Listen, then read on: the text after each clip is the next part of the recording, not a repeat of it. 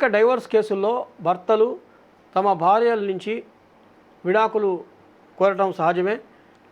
అయితే వాళ్ళు పేర్కొనేటువంటి కారణం తమ భార్యలు ఫలానా వ్యక్తితోటో ఇతర వ్యక్తులతోటో పరాయి వ్యక్తులతోటో అక్రమ సంబంధం పెట్టుకుందని.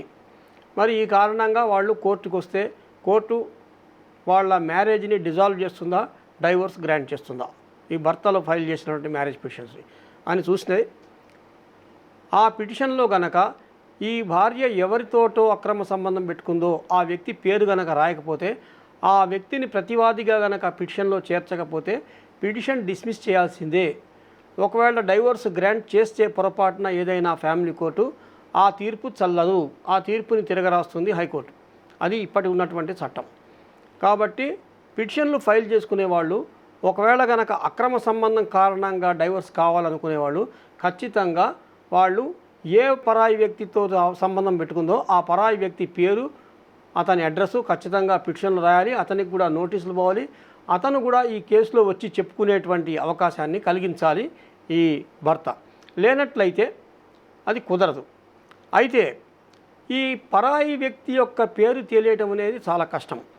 ఎందుకంటే భార్య టెర్రస్ పైకి వెళ్ళి ఎవరితోటో రాత్రిపూట మాట్లాడుతుంటుంది.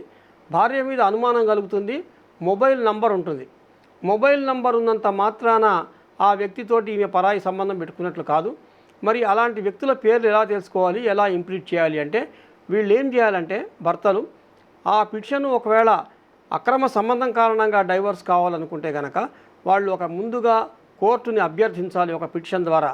అయ్యా, నేను ఫలానా వ్యక్తి యొక్క పేరు తెలుసుకోలేకపోతున్నాను, ఎన్ని ప్రయత్నాలు చేసినా అతని ఆచూకీ దొరకట్లేదు, కాబట్టి నాకు ఎగ్జంప్షన్ ఇవ్వండి, అతన్ని ఇంప్లీట్ చేయకుండా కేసు ఫైల్ చేసుకోవడానికి నాకు పర్మిషన్ ఇవ్వండి అని కోరినట్లయితే ఖచ్చితంగా కోర్టు అతని పిటిషన్లో ఉన్నటువంటి అంశాన్ని విచారించి వాస్తవాలు కనుక ఉన్నట్లయితే ఆ పిటిషన్లో ఎగ్జంప్షన్ వస్తుంది.